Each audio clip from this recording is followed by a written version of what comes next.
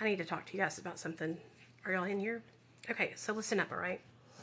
I want to read a couple of comments to you guys, and then I want to share something with you, okay? So someone had commented on my other account and said that, hey, I'm going to be on Suboxone because I'm for the rest of my life. I'm a lifer. And I saw that when they commented that, I thought, you know what? I am too. I'm going to show them support. So I made a video saying, you know, like how long I have been on Suboxone and that I plan on staying on it for the rest of my life. And I got a comment on there, and it wasn't a mean comment, but I want to read it to you guys, and then I want to talk about it, okay? Okay, so here we go. Let me see. Like I said, it wasn't a mean comment. Suboxone. What's up, you guys? Okay. Oh, come on now. My phone's like glitching out. Let's go on my computer.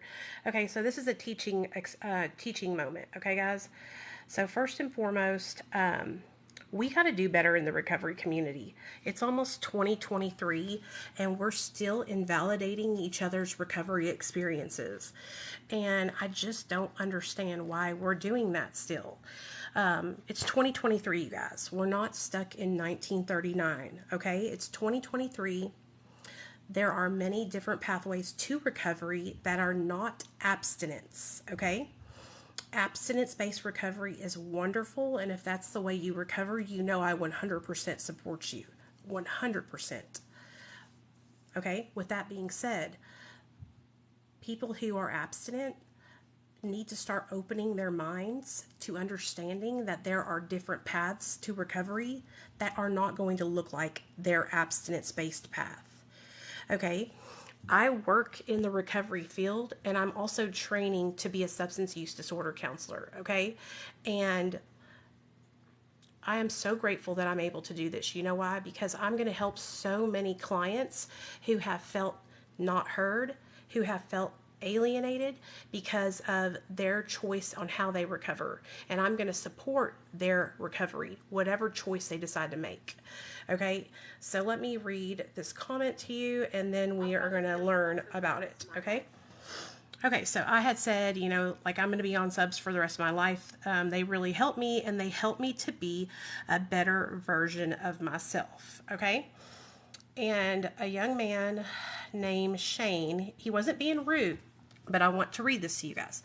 Shane says, you will be the best version of yourself once you are sober from all mind-altering substances, not a better version. So, and then he goes on to say, you know, something about Suboxone and dopamine or serotonin, something like that. First of all, with all due respect, don't come onto my page and tell me what I'm going to be. I know what I'm going to be. I know what's best for me. You see, for the last 15 years, I was in and out of residential 30-day treatment centers and sober living centers and 12-step recovery programs. And you know what happened? For those 15 years, I kept relapsing. So after the 15th year, I decided to try something different.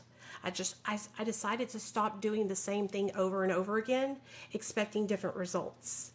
And I stepped out of myself and I tried something different that I wasn't familiar with, and I was really scared because there's a lot of stigma. There's a lot of people who are so mean and hateful to those of us that utilize MAT treatment, okay? And I started MAT treatment, and honey, that was almost 8 years ago. I haven't had a relapse at all in almost 8 years. And so I would probably say that I know what's best for me. I know what's best for me. I figured out what works for me. So, coming onto my page and invalidating my experience and my recovery because you are closed-minded and can't see past your own nose, like, come on now, you guys, like, version of yourself when you stop all mood-altering substances. Well, honey, then yes, we all gotta have coffee, cigarettes, fucking Advil, Tylenol, medication for our mental health issues. Like, what?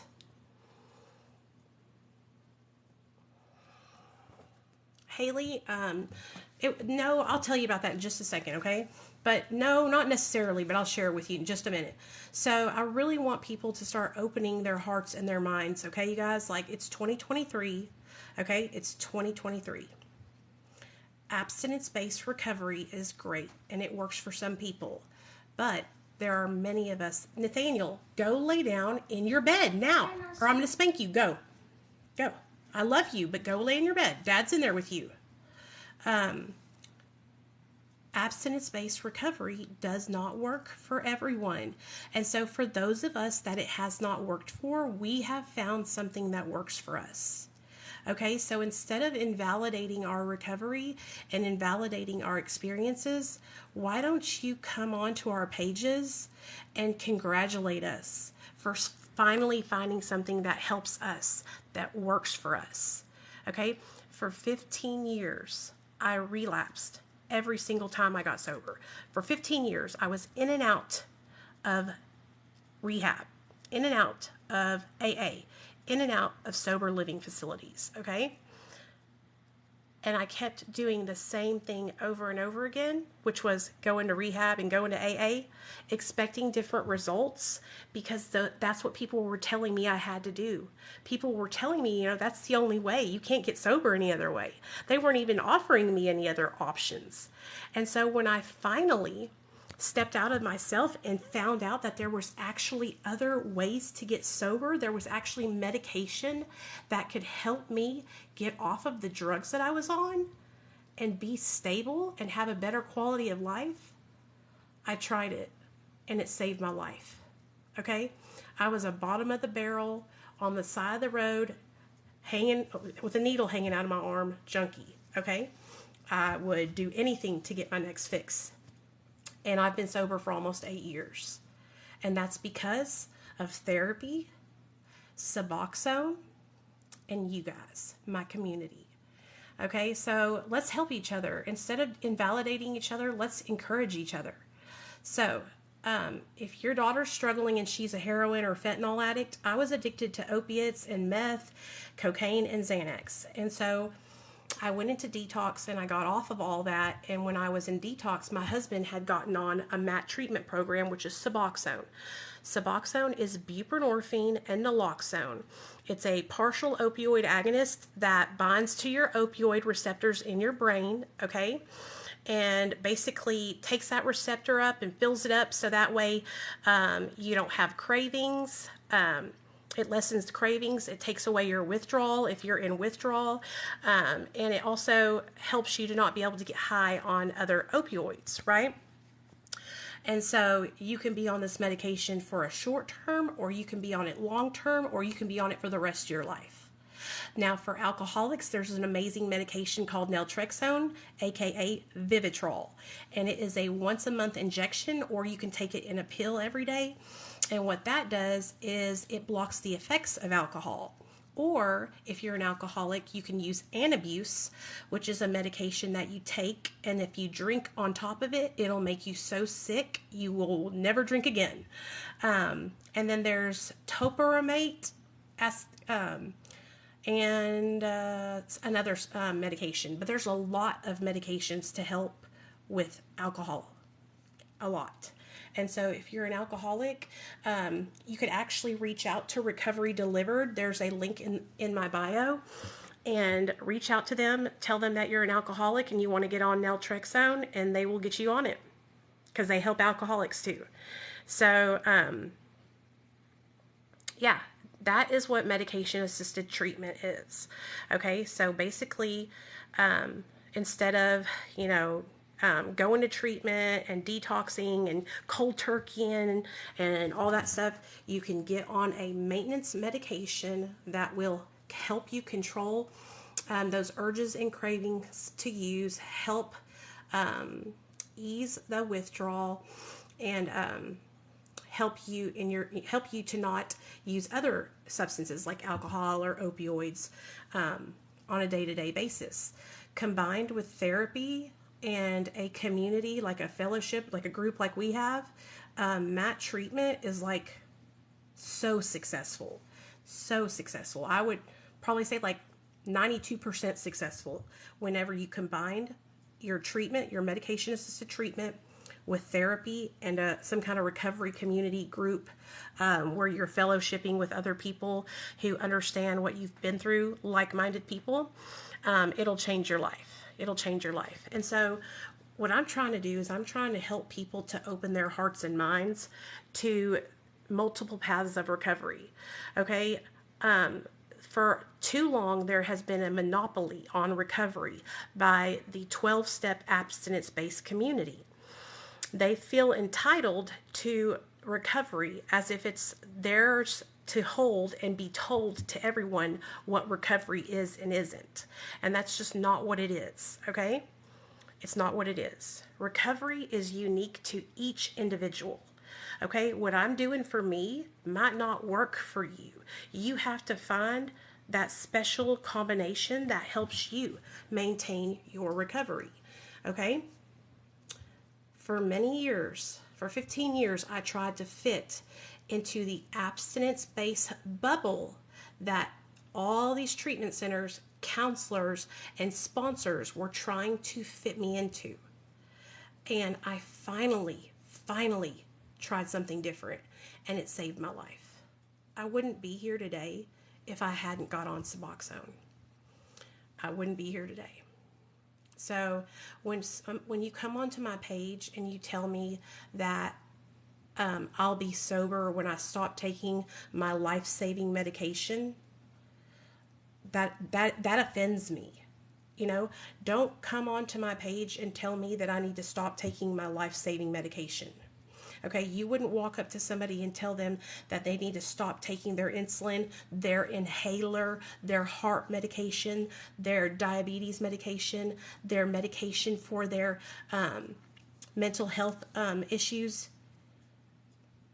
Okay, addiction is a mental illness. It's a mental disorder. It's a disease of the mind. Okay, I'm taking a medication that helps treat my disease and helps me stay the course.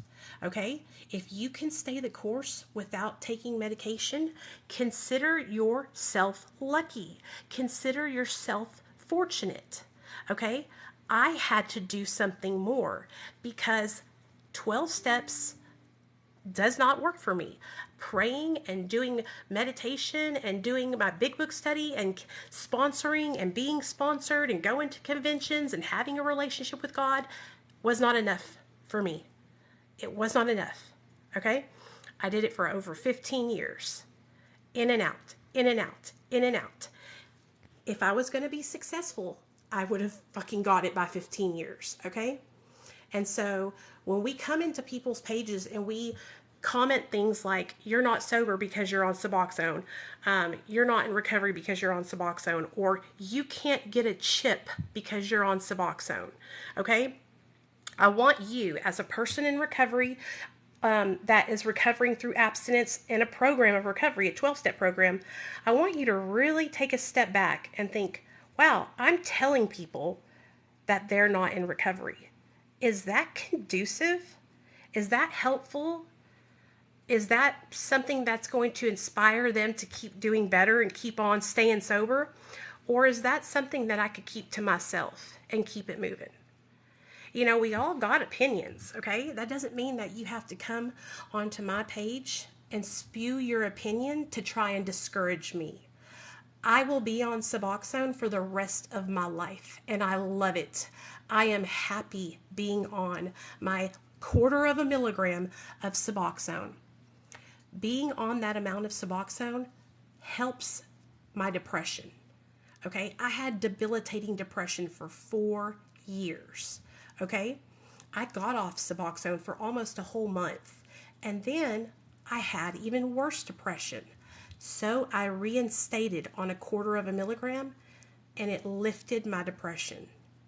If taking a 1/4 milligram of buprenorphine helps me with my depression and my back pain, then I will take it for the rest of my life, and I will be a substance use disorder counselor while I take my 1/4 milligram of Suboxone and help all of my clients all over the world, because I'm not going to be judgmental. I'm not going to tell people what is and what isn't recovery. I'm going to love them. I'm going to support them. I'm going to meet them where they're at. And so a lot of you guys have a lot of learning to do. A lot of learning. If you are a person that is in recovery and you have to comment and tell someone else whether or not they're in recovery or not, it says more about you than it does about the person who's taking Suboxone. Because see, I know who I am today. I'm taking Suboxone and I'm proud to be on Suboxone. Suboxone saved my life. I wouldn't be here today if it wasn't for Suboxone. I wouldn't be able to be a mother to my son if it wasn't for Suboxone. I would be dead in the grave. So if me being on Suboxone makes you so uncomfortable, then block me.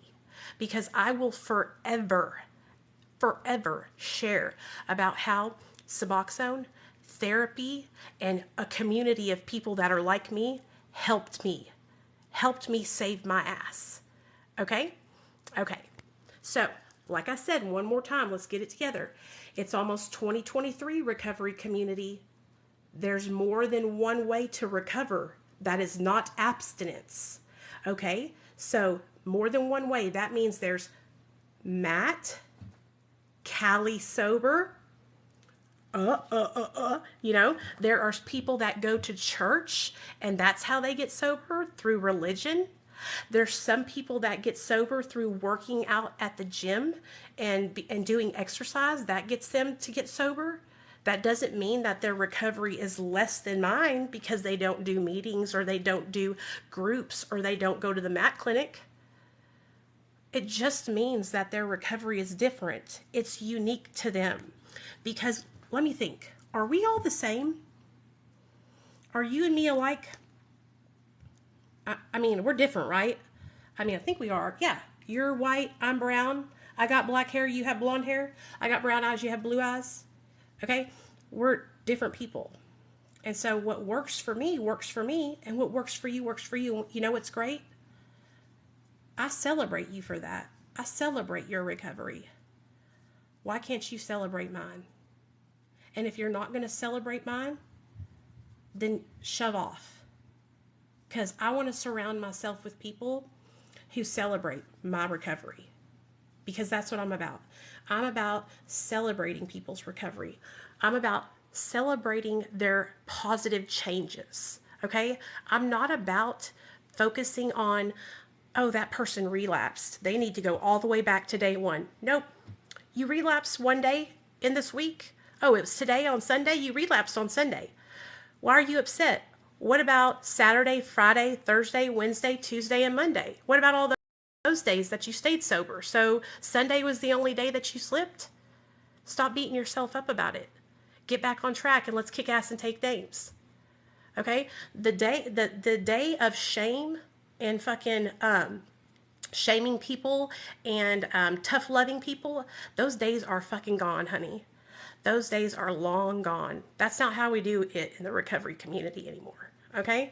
And if you can't get with it, then you might want to get off of it, because that's how it's going to be.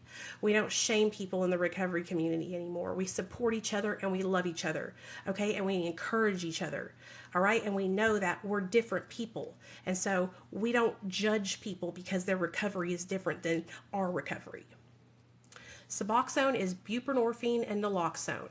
Buprenorphine is a medication that has a higher affinity to your opiate receptors, okay, in your brain. And so if you're an opioid addict and you take buprenorphine, it will relieve you of withdrawals and it will help you with cravings, and it will also keep you from being able to get high on other opioids. It's an amazing, amazing medication that helps people that struggle with addiction. It also helps people with acute pain when taken in micrograms, very, very tiny doses. And so it's been around for a really long time, and it helps so many people. And there is a huge community of people that are on medication-assisted treatment. We call it MAT, okay? In fact, I would dare to say that there are more people that are on MAT now than that are not. Okay? There are more of us that are on MAT than that are not. And so people need to move aside and understand that. You know what I mean? Like, there's no ganging up on people that are on MAT anymore. If you step to people that are on MAT, then you're going to be dealing with a fucking crew of people, because we're coming like 8,500 deep, okay? Anytime somebody says something to one of my Mac girls and I see them commenting on their channel, we are going in, okay? Because we're sick of being torn down. We're sick of being told that our recovery is not valid because our recovery is not the same as yours.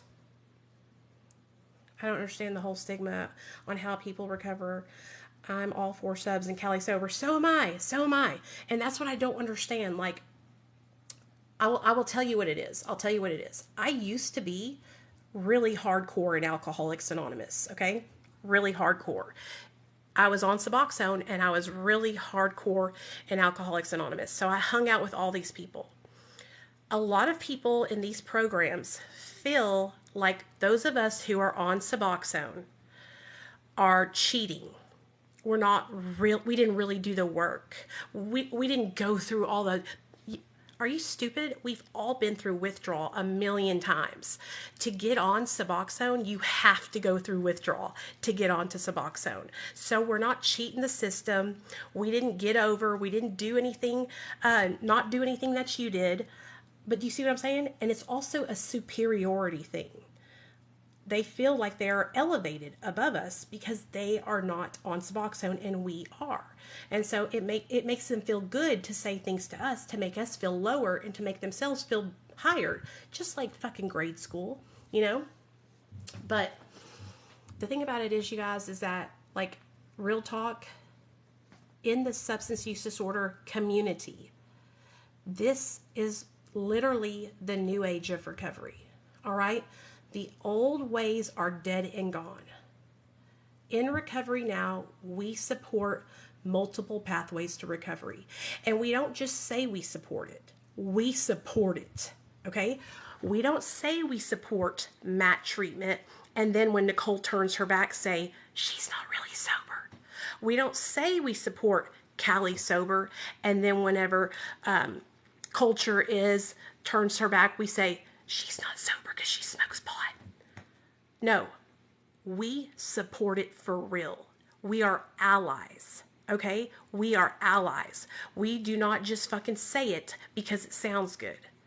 And if you can't be an ally to the MAT community and the Cali sober community and the community of people that get sober through religion or the people that get sober through pumping iron, then you need to go back and you need to do your steps and you need to reach down deep inside and you need to deal with that resentment that you have towards people who are on MAT treatment, because that's what it boils down to. It boils down to a resentment, a fear, okay?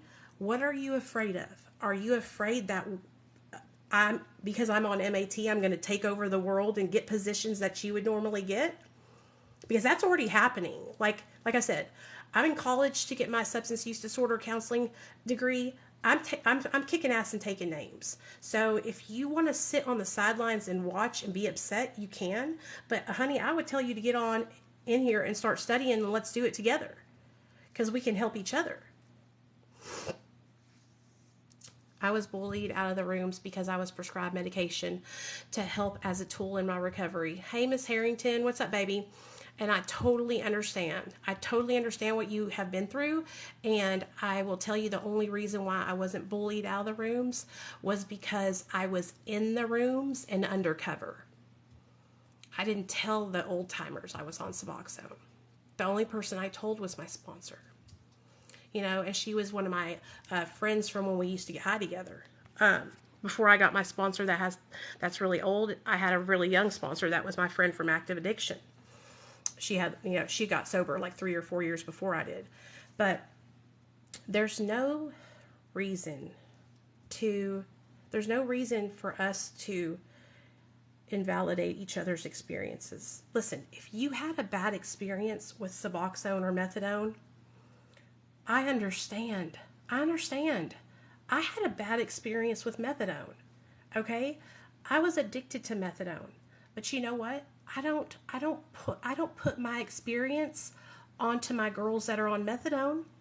No, I support them because I know that it works. I've seen it save lives. I know my friends are staying sober. I know they're doing the right thing. Okay? And so just because I had a bad experience with methadone doesn't mean that it's going to be bad for everyone else. And so if you're biased is because you had a bad experience with Suboxone, again, you need to dig deep within yourself because that's that's a you problem. That's a problem with you. Do you know what I'm saying? It's not a problem with me because me taking my medication and living my life, it should never affect you.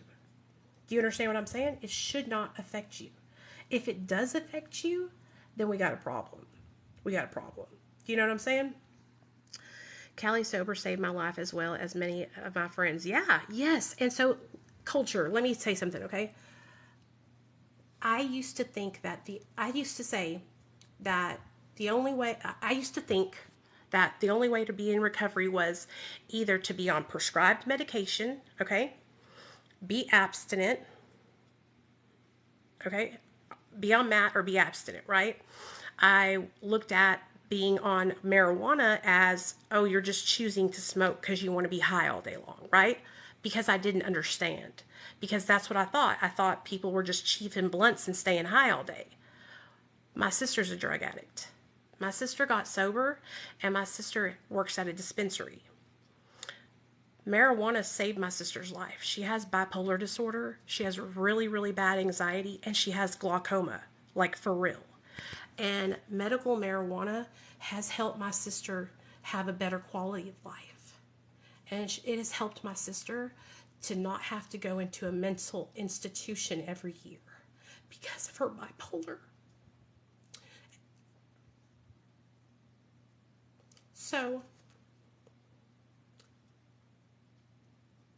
people need to open their hearts and open their minds. You know, it's okay to not understand something. It's okay. But ask questions. If you don't understand, if you don't understand what MAT treatment is, if you don't understand how it can help people, if you don't understand how it helped me, then just ask me. I'll tell you, okay? I tried, when I tell you, I felt like a failure for 15 years. I was in and out of rehab and AA, and I felt like a failure because I kept relapsing, and I kept on looking at all my friends who were sober through abstinence and AA, and I kept thinking, what is wrong with me? Why can't I get it like everybody else? And it was so depressing, and I felt so much shame, you know? It was so hard for me to make the choice to get on Suboxone because of how bad the judgment and stigma is. Okay? I judged myself for needing to get on Suboxone, for needing to get extra help. I judged myself. I used to tell myself that my recovery's not really recovery because I'm not abstinent. Because I had been brainwashed to believe that there was only one way or the highway. Now, what sense would that make? Can you imagine if there was only one way to do everything? Everything only had one way, okay? Only one way to help heart disease. Only one way to cure a sprained ankle. Only one way. All these different. Can you imagine if we all had to be the same? How boring that would be? Imagine that, you know? But I judged myself, dude. I judged myself, and I was so ashamed. The first year I was on Suboxone, I was so ashamed. And when I hit my 1 year sober, I asked my sponsor if I could tell my story at the treatment center I graduated from. And she said, that's a good idea, do that. And so I did, and it was so amazing, and people cheered for me, and they were congratulating me, and I was like, oh my God, we were all crying, and it was such a great experience. We all bonded over me sharing my story with them. So I thought, oh my gosh, I'm going to help people. This is what I want to do. That's the day I realized that I wanted to help people for the rest of my life. So I started my Facebook account and started sharing my story online. And I was met with a lot different response. I was made fun of. I was shamed. I was told that I wasn't sober. I was told that I had no business sharing my story or trying to help anyone because I had no recovery at all. Okay? I was told that I might as well just go and shoot heroin. I was told that I was basically snorting fentanyl up my nose. Okay? I was literally, people made memes about me. Okay? Memes about me being on Suboxone. So I quit Facebook. I deleted my whole account, and I was so brokenhearted because I just had such a great experience sharing my story at treatment, and then I go to do it with everybody else, and it's like horrible. And I was like, I'm never going to do social media again. Fuck this shit. And I fucking stewed in my little shit for about 2 days. And then I was thinking, and I was like, you know what? I'd been watching YouTube a lot. I'd been watching YouTube, beauty gurus and all that stuff. And I said, you know what I'm going to do? I'm going to start my own community.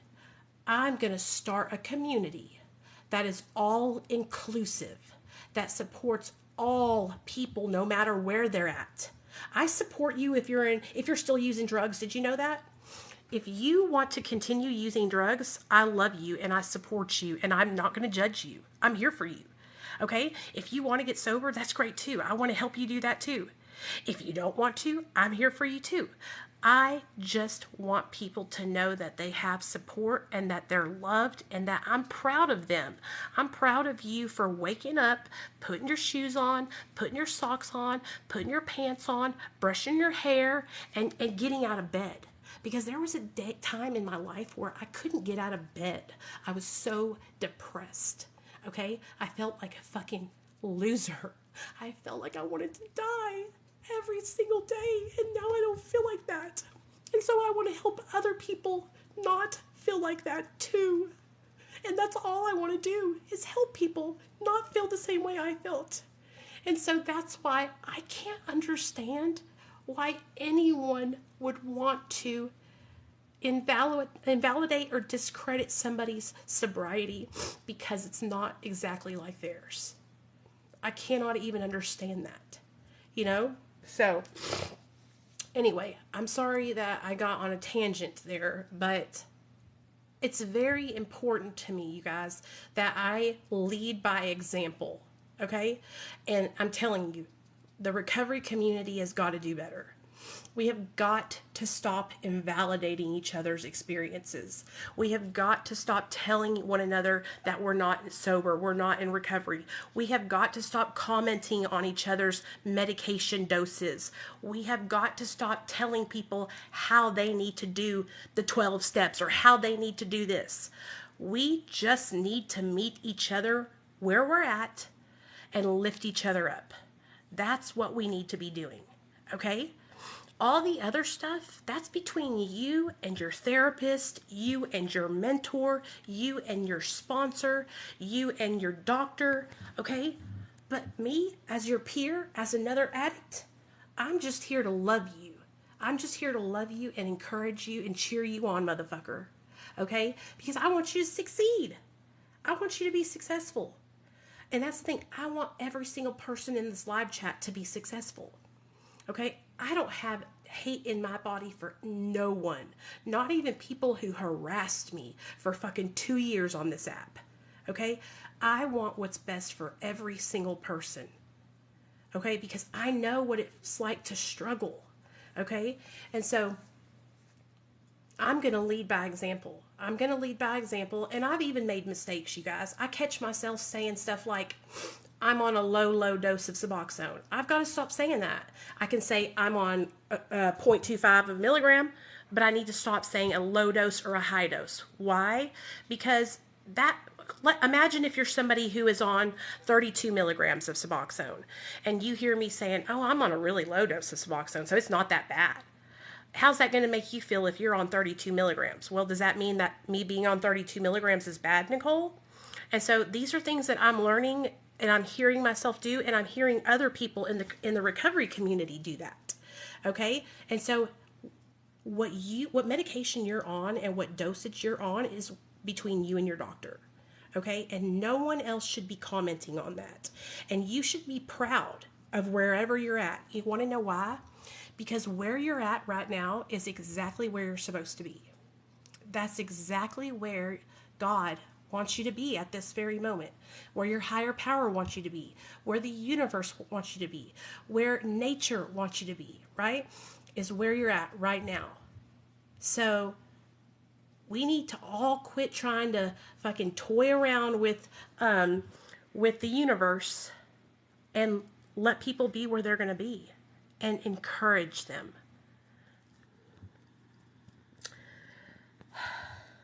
Sorry, y'all. Okay, I'm done ranting. Okay, what do y'all want to talk about? Y'all got any questions or anything? And like I said, I just get very passionate about things. And so, when somebody comes on my page and comments and tells me that I'll be sober when ... and then they say whatever. No, I'll be sober when I say I'm sober, motherfucker. Okay, that's when. I'll be in recovery when I say I'm in recovery. Okay, because guess what? This is my recovery, not yours. All right? So, like I said, shove off. And I think sometimes that it's like a control thing for some people. Some people want to control the narrative of recovery. And honey, you are not the recovery police. It is not your job to tell people whether or not they're sober. Okay, trying to put this light on. So, okay. Rant over.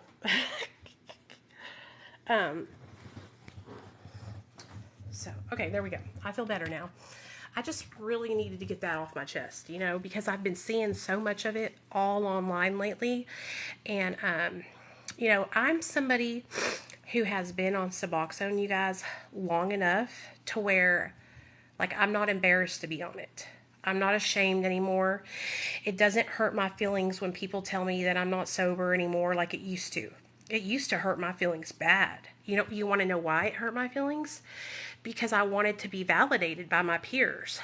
I mean, we all want to be accepted, right? Especially in our own community, the recovery community. So imagine when a person that's on MAT or who is Cali sober comes into the community and they're sharing about their recovery and their very own community is dissing them. Do you know what that feels like? It fucking sucks, dude. It sucks. Been in recovery for 2 months. I found something in my room and really debated on taking it, but I opened TikTok and saw this live. Well, hell yeah, honey. I swear to you, Summer, that God will it's God to me, but higher power, whatever you guys believe in, God will literally put me in people's paths, okay? So yesterday, I was on Dr. B's channel, and there was a comment from this guy named Ryan, and he was like, Nicole, because I did a live with Dr. B, he was like, you helped me 3 years ago while I was in benzo withdrawal, and now I'm 3 years sober. And I was like, what the fuck? That's so awesome. And then somebody else said, today, they DM'd me, and they said, I was going to use, and then I came onto TikTok to check my messages, and you had sent me a message. I had sent them a message, and I was like, that's a sign. That is a sign that you need to pay attention, and here's the thing, let's just say something. Let's do an example. Let's say you found something in your room and you did it. Let's say you did it, okay? And you come on to the live and you say, hey everybody, I found something in my room and I did it, and I'm so ashamed. I'm so mad at myself. Why? Why are you mad at yourself for doing what you've always done? That's what you know how to do, right? So it's going to be it's going to be a challenge at first to change those behaviors. So what you've always known how to do was to find what you found in your room and do it. So it's not anything to be ashamed of or even surprised about. It's almost to be expected sometimes, right?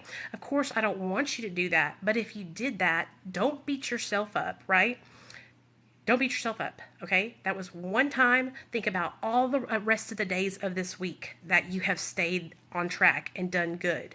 And stop focusing on the negative things, right? And so I know you didn't do anything, but like even like finding that in your room. Okay, throw it away, flush it down the toilet. It was one situation. Think about all the rest of this week and how positive it was and all the positive changes that you're making in your life. That's what you need to focus on.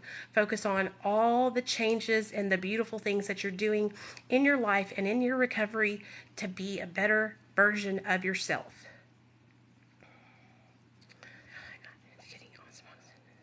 Same with me, Summer. That's how it saved me too, honey. So I understand. You know how I got into got to get on Suboxone? My husband. And at first I was mad at my husband. I was mad at him because I thought that I had been brainwashed. I had been brainwashed to believe all the things that they say. I had been brainwashed to believe that Suboxone was just trading addictions.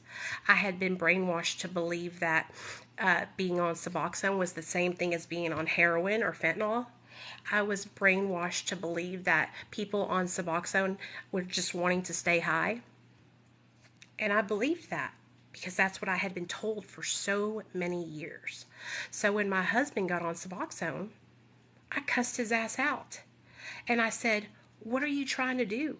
Are you trying to get our rights terminated?" Because our son was in foster care. We were fighting to get him back. And he was like, no. Nicole, I've been on MAT and it actually helped me stay sober. And that's how I stayed sober before. And he had talked to our caseworker and she had actually suggested it. And so I said, well, I'm not going to do it because subs aren't sober. Again, because I had been brainwashed into thinking these negative things about a medication that helps people improve their life. Okay? So, you know what I mean? Like, I get so mad at myself because I felt like that. Because I could have gotten help so many years ago if I hadn't been brainwashed, you know? So, good job, Summer. Good job. Yeah, and so you're going to go see your counselor. You're going to get take-homes. You're going to be doing good. And you're going to be in a lot better place. And here's the thing. Just because I'm staying on Suboxone for the rest of my life, you guys, doesn't mean that you have to do the same, right? Like I said, we're all different. You do what you feel is best for you in your heart, okay? When I got on Suboxone, I used to say, oh, I'm going to get off Suboxone. I'm only going to take it for 6 months. 6 months is all I'm going to take it for, and then I'm getting off this shit, right? Honey, in 6 months, I was just getting my life back on track. I hadn't even gotten custody of my son back yet. Then a year went by.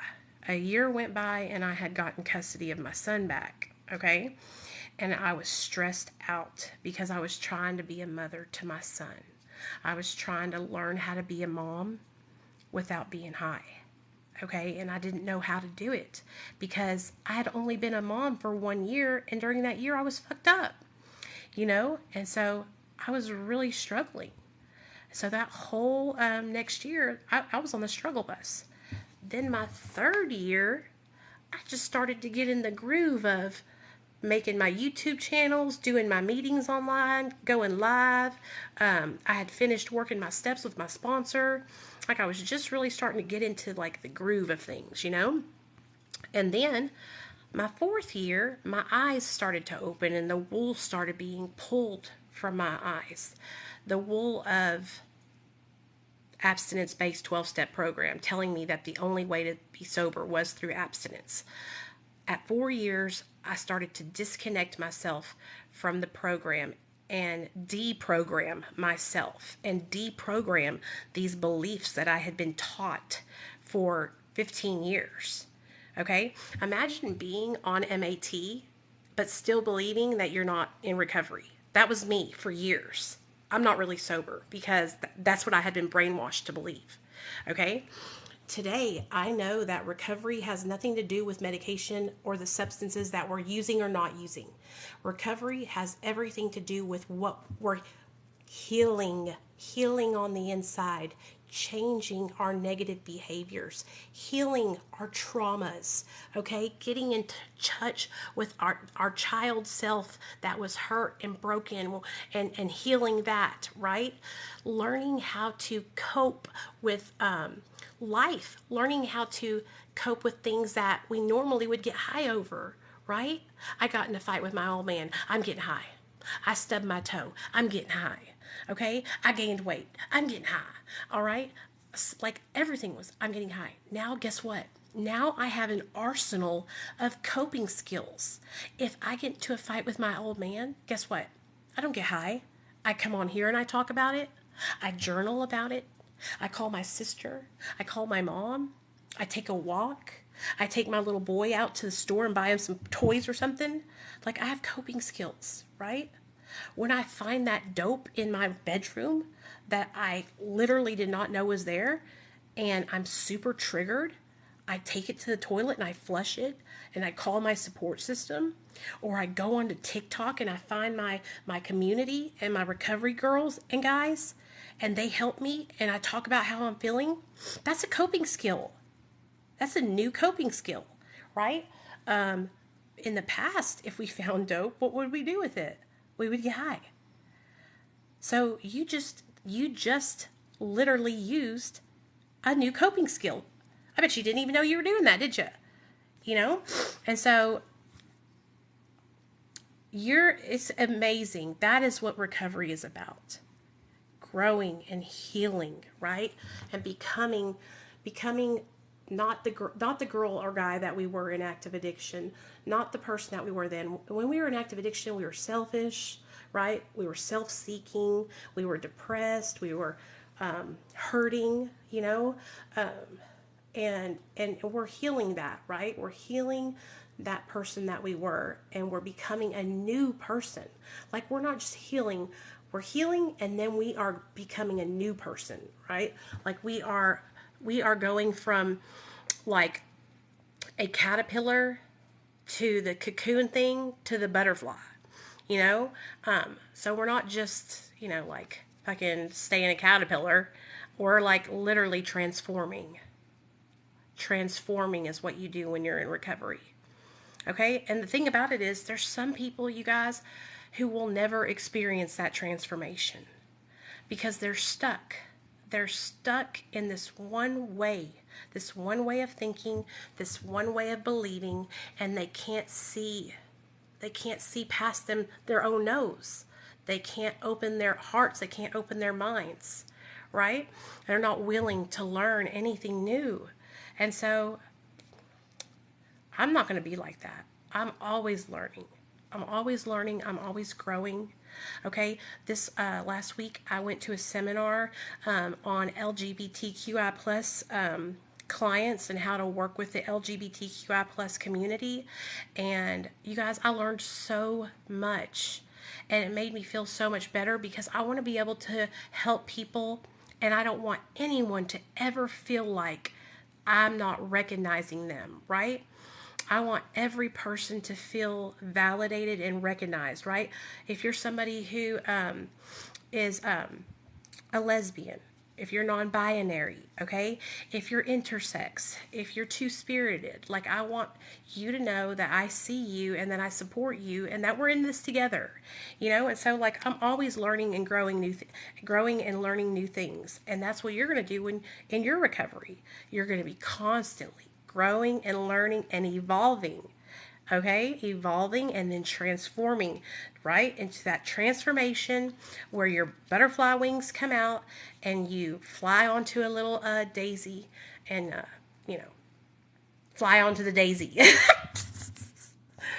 So, anyway, I hope that y'all understand what I'm saying. I know sometimes I can get a little crazy with my analogies and stuff. But, you know, I used to really believe that that recovery was about getting off drugs. That's all I thought it was about. And so when that's all you believe that recovery is, then that's all you're going to do is stop using. And you're not going to grow past that. And not growing past that is carrying the same behaviors that you always practiced while you were using with you through your life in recovery. Not learning and growing is being selfish in recovery, treating other people less than in recovery, judging people in recovery, invalidating others in recovery, right? Those are behaviors that we carry with us that are not positive behaviors. That's things that we need to work on and change to be better, right? Like, our goal should always be to be better than we were yesterday. Okay, so like today, I'm trying to trump Saturday. Tomorrow will be Monday. I'll be trying to trump Sunday. Okay, so each day I'm trying to do better than I was the day before, the day, prior. Wearing a perfect face makes just getting out of bed less. You are easy to listen to and humble. Wearing a perfect face makes just getting out of bed less. What do you mean? Thank you so much. I think that's a good thing, right? Being that I'm being humble.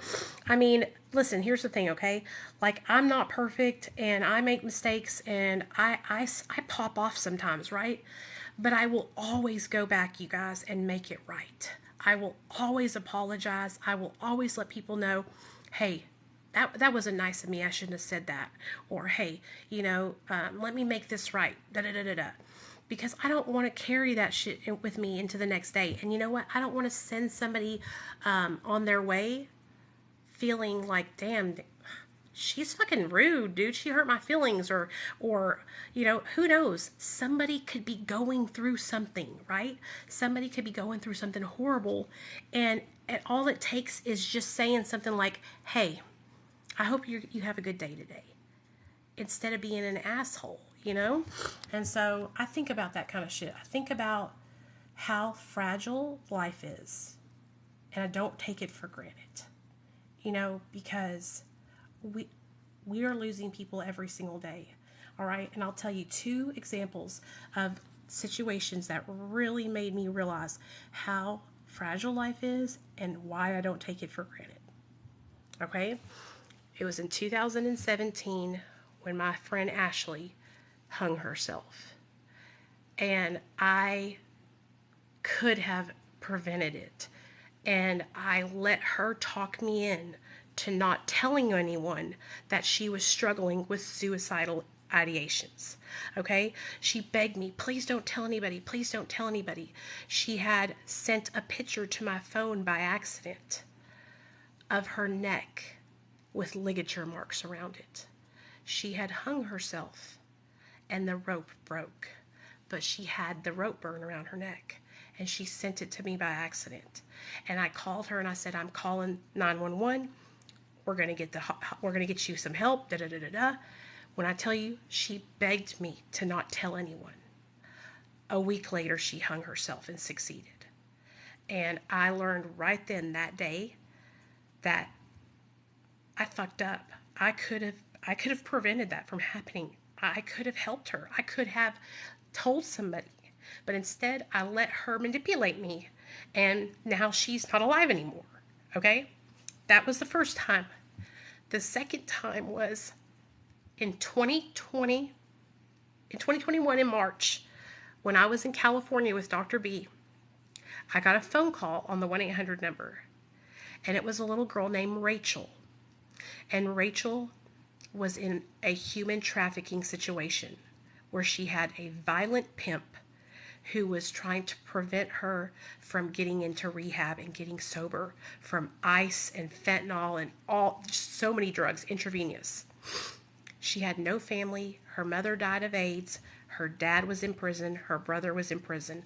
All she had was her daughter that was 4 years old. Her daughter lived with her baby's father's parents.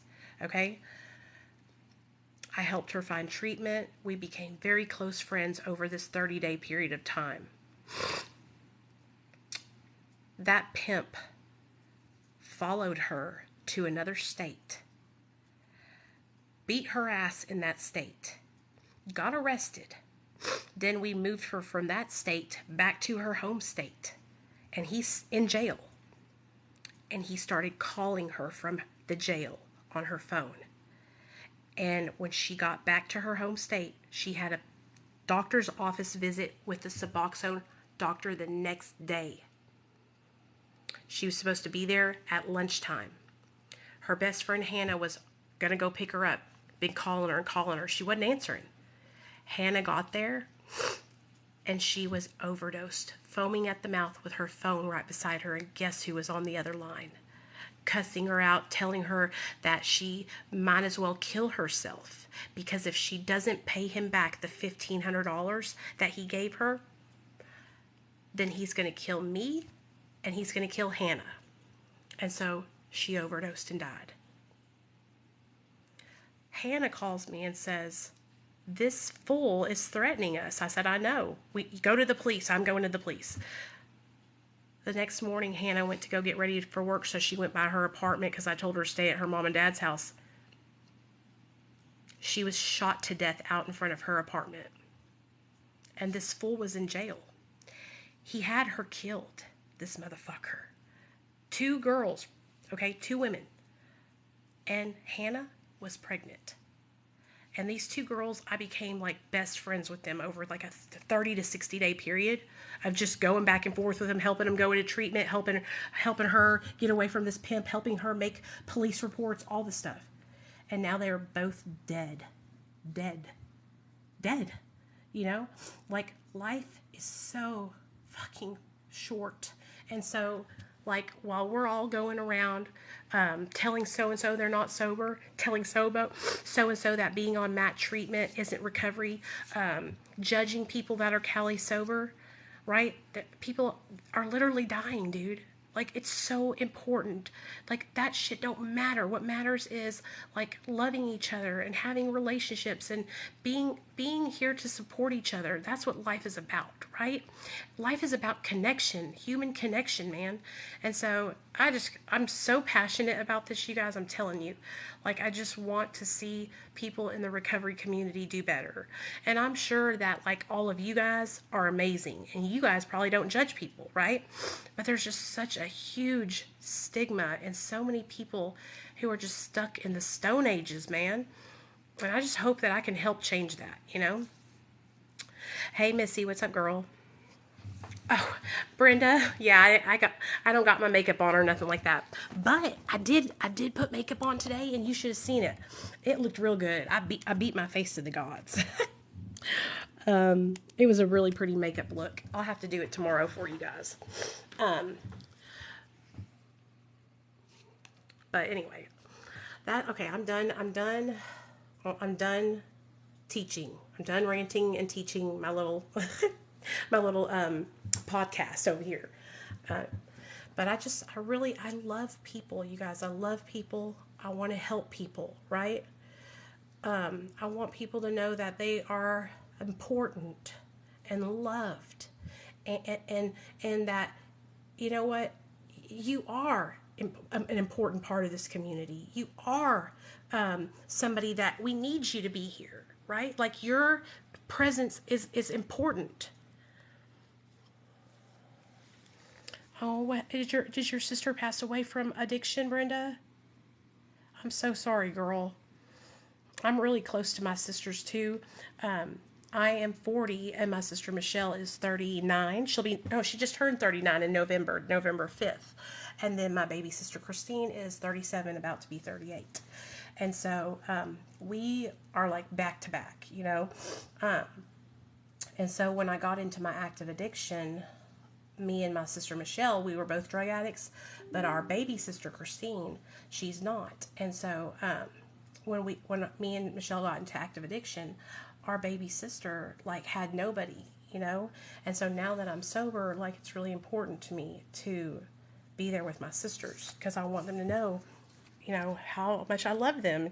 Because when my mom and dad passed, you know, it's just going to be me and my sisters. You know, I don't have any family here in Arkansas except for me, my mom and dad, and my sisters. So, oh, that's scary to even think about my mom and dad passing away. Ugh. But I'm I'm excited for Christmas. Are y'all excited for Christmas? I mean, I'm a little like overwhelmed, because Christmas is always overwhelming, but I'm excited to like see my mom and dad and see my sisters. And I got my mom a really pretty gift.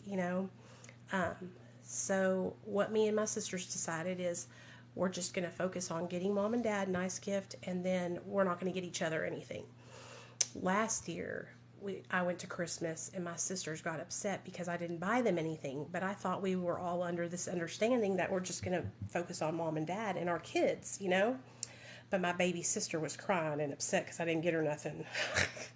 So, what I'm going to do is I'm going to grab my dad a gift card because he's just hard to buy for. And then I'm going to grab my sisters a gift card too, just because I know that even though they said that we are not gifting each other anything, that they'll be upset if I don't get them something. It's like, damn. But anyway, yeah. Oh, really? Since your dad passed away, are y'all gonna do anything like special, like, maybe, you should bring something like a picture framed, like a special picture or something to like, bring your dad with you and have him at a seat at the table. I know some people that really do that. And you know what? When my mom and dad pass away, that's what we're going to do. We will have my mom and my dad pictures in their seats because they're going to be there, you know.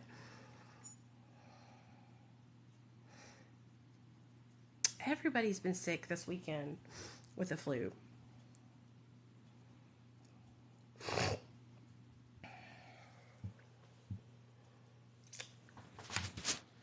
I'm not sick. I'm just tired. I'm sick and tired of being sick and tired. No, I'm just playing.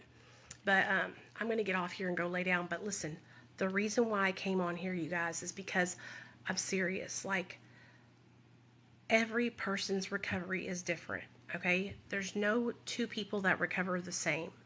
And I want you to know that just because your recovery is not the same as mine, like, I want you to know that your recovery is valid. I want you to know that your recovery is important. I want you to be proud of your recovery. Because you know what? Being proud of your recovery, sharing your recovery with somebody else could help them, right? What if my recovery won't work for somebody in this chat, right? Maybe Matt recovery and therapy is something that you don't want to do, or it doesn't work for you. And one of you guys could share that you got sober through Celebrate Recovery. And somebody could say, oh, you know what? I really like Celebrate Recovery. That's something that might work for me. Guess what? You just helped somebody by sharing about your recovery. Do you see what I'm saying? And so that's why it's so important to validate each other's recovery and not invalidate each other's recovery, and support each other where each other are at, because there's people that are watching us. There's people that are newly sober that are in this chat right now that haven't said anything the whole time, that are listening, that are saying, oh my gosh, if I tell people I'm on Suboxone, are they going to tell me I'm not sober? Are they going to hate me? Are they going to do that to me like they do to Nicole? Well, if they do, honey, if you're in the chat and you're thinking that, just call on Tyrone, honey. Tag me. I'll be there in the drop of a hat. Okay? Call on Nicole. Just tag me and I'll be there to have your back. Because if you are in the Matt community or Cali Sober, honey, we got a fucking whole brigade. We got an army behind us. You know what I'm saying? So I love you guys. I really, really love you guys. So I hope you guys can understand, like, why I am so passionate about what I'm saying and why it's so important. It's so important for us to just love each other and support each other where we're at. You know, it hurts people and it does damage to tell people that they're not sober or they're not in recovery or they might as well be on heroin. You know, that's killing people. that opinion is dangerous and it's harmful. So, I love you guys. I love you, Missy. I love you, Donna. Summer. Self, love you, baby. Brenda, love you, girl. Thank you guys for all coming and hanging out with me tonight. Nana, thank you for coming. Thank you, Ashley. Jane and Jill. Skylar, Culture. Sis, thank y'all all for coming in. Princess Paige, love you, girl. I love all you guys, okay? Thank you for coming and hanging out with me, and thanks for letting me rant. Y'all know how it is when I get on my rants, okay? All right. Love y'all. Good night. See y'all tomorrow.